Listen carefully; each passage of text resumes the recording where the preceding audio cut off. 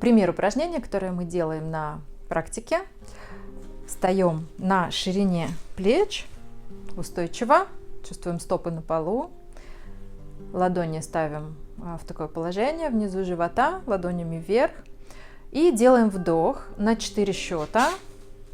2, 3, 4. Разворачиваем ладони к потолку. Задерживаем дыхание на 2 счета. 2. И выдох на 4 счета. 2, 3, 4. Еще раз. Вдох.